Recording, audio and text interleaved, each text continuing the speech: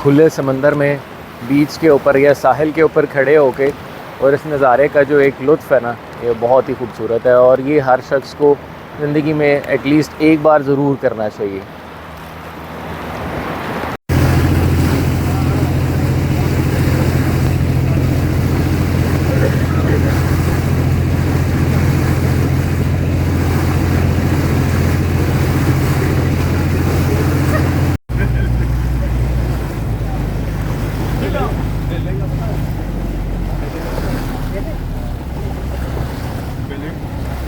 तो ये आ गया है दोस्तों हमारा दूसरा आइलैंड और यहाँ पर एक कश्ती काफ़ी साहिल के बिल्कुल तकरीबन ऊपर ही आके खड़ी है।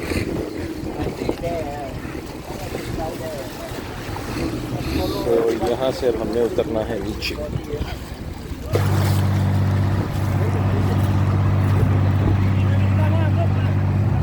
ओहो अच्छा, ये है हमारा दूसरा आइलैंड और ये बिल्कुल उसी तरह से छोटे छोटे से जजीरे हैं, बड़ी बड़ी चट्टानें। अब इस बीच के बिल्कुल दोनों तरफ समंदर है। ये देखो, ये है अपनी कश्ती जिसके ऊपर से अभी मैं उतर के आया हूँ।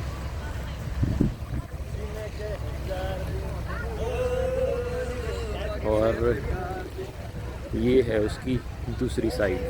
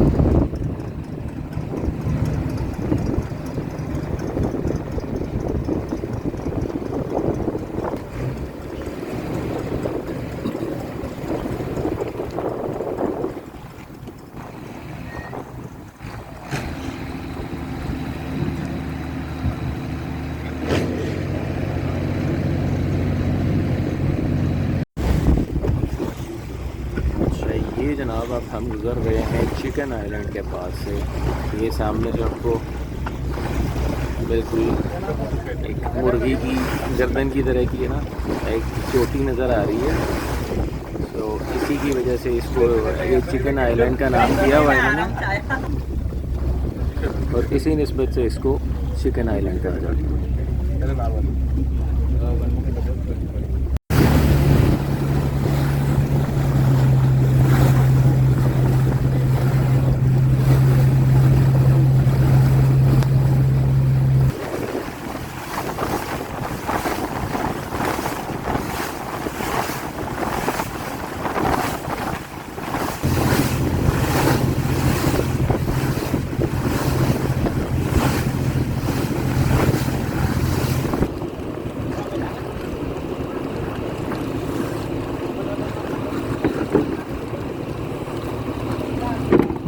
तो दोस्तों अभी हम पहुँचे हैं एक और जज़ीरे के ऊपर जिसका नाम, ये जो गाइड है हमारा वो बता रहा था कि इसको टॉप आइलैंड कहते हैं ये। और ये मेरा ख़्याल से कि जज़ीरों की जो एक विज़िट थी उसके अंदर ये हमारा आखिरी जज़ीरा है जिसके ऊपर हम आए हैं इसको विज़िट करने के लिए। अच्छा, इन सारे जज़ीरों को विज़िट करने के दौरान मुझे एक फ़िल्म याद आ गई, बहुत सारे लोगों ने देखी होगी, कास्ट अवे। बड़ी पुरानी फ़िल्म है, शायद 2000 की है। कास्ट अवे दरअसल एक कहानी है एक ऐसे शख्स की जो फेडेक्स में काम करता होता है, इसी तरह की किसी कोरियर कंपनी में, और उनका जहाज़ समंदर में क्रैश हो जाता है। जो बाकी उसका स्टाफ है वो मर जाता है, जो मेन बंदा है वो किसी न किसी तरीके से जान बचाता हुआ इसी तरह के किसी जजीरे के ऊपर जो बहुत दूर दराज कोई आइलैंड है उधर तक पहुँचता है और फिर वापसी का अब कोई रास्ता नहीं होता, ना उसका कोई कनेक्शन होता है बाकी दुनिया के साथ। अब वो कई साल वहाँ गुजारता है और वहाँ से फिर जो बिल्कुल बुनियादी जो बेसिक नेसेसिटीज़ हैं लाइफ की वो कैसे हासिल की जा सकती हैं वहाँ पर वो सीखता है। वहाँ पर वो आग जलाना सीखता है, मछली पकड़ना सीखता है, बिल्कुल अकेला होता है पूरे के पूरे जजीरे के ऊपर। सो आग जलाना एक बहुत बड़ा चैलेंज बन जाता है। और फिर उसके बाद वो इसी तरह से सीखता है कि तन्हाई वो भी कितनी एक अज़ियतनाक चीज़ है। तो उसको दूर करने के लिए एक बेजान सा फुटबॉल होता है, उसमें मिट्टी भर के और उसमें कुछ पौधे शौधे उगा के उसके ऊपर ना कुछ शक्ल सी बना के तो उसको अपना दोस्त बना लेता है। और इसी तरह से फिर कई साल उसी तरह से उसी जजीरे के ऊपर गुजारता है। तो ये इस फिल्म हर शख्स को देखनी चाहिए ज़रूर एक दफ़ा। ये है जनाब इस वक्त जजीरे का आउटलुक, जिसके ऊपर अभी हम आके लंगर अंदाज हुए हैं। ये बिल्कुल उसी तरह से जा बजा जो बड़ी बड़ी चट्टानें समंदर के बिल्कुल दरमियान में खड़ी होती हैं।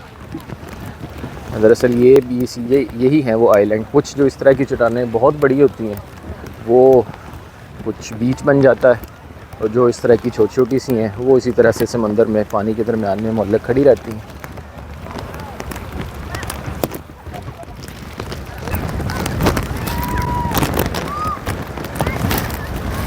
ये तमाम कश्तियाँ इस तरह से ना एक जजीरे से दूसरे जजीरे के ऊपर सफ़र करते हुए जाती हैं।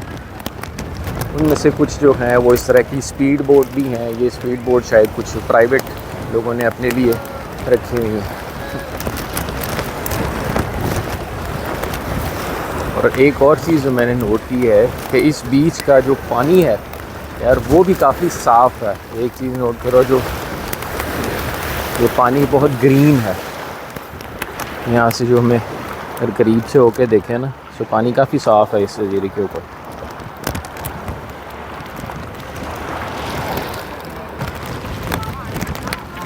और ये इसी जजीरे के ऊपर एक घना सा जंगल। आज एक जो थोड़ा सा हम मिसहैप तो नहीं कह सकते, और लेकिन शायद अगर सूरज निकला होता धूप में, इसका जो नज़ारा है जजीरे का ना वो शायद और भी ज़्यादा खूबसूरत होता।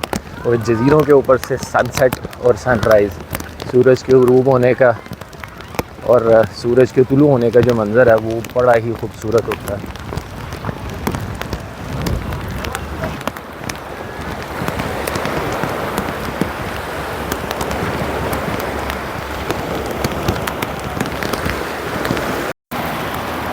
खुले समंदर में बीच के ऊपर या साहिल के ऊपर खड़े होके और इस नज़ारे का जो एक लुत्फ़ है ना ये बहुत ही खूबसूरत है। और ये हर शख्स को ज़िंदगी में एटलीस्ट एक बार ज़रूर करना चाहिए।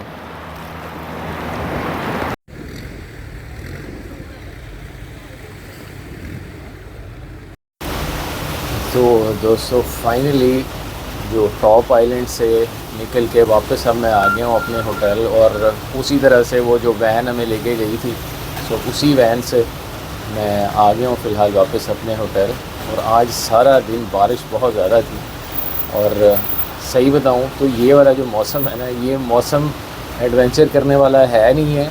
ये मौसम है बैठ के आराम से कोई अच्छी सी वीडियो अपने कमरे में इंजॉय करने का और साथ गरम गरम कॉफ़ी पीने का। तो बहरहाल ये काम आप लोग कर सकते हैं। तो इस तरह के मौसम में बैठ के तो मेरी वीडियोस देखें और साथ ही गर्म ड्रिंक एंजॉय करें। मुझे भूख भी बहुत ज़्यादा लगी है, और मैं पिछले काफ़ी दिनों से क्योंकि कंटिन्यूसली कर रहा हूँ ट्रैवल और अपना देसी खाना भी नहीं खाया, तो आज मेरा प्लान है कि यार बैठ के ना पेट भर के अपना देसी इंडियन पाकिस्तानी खाना खाते हैं। जिस जगह के ऊपर मैं ठहरा हुआ हूँ यहाँ पे करीबी एक इंडियन रेस्टोरेंट, वैसे थाईलैंड के तमाम शहरों में बहुत इंडियन रेस्टोरेंट्स हैं, पाकिस्तानी इंडियन रेस्टोरेंट्स बहुत ज़्यादा हैं, तो बड़ी आसानी से आपको मिल जाते हैं। तो आज मेरा प्लान है कि भैया अभी चल के तो पेट भर के अपना देसी खाना खाते हैं, और आप लोग बैठ के इस तरह के मौसम में मेरी वीडियोस को करें एंजॉय।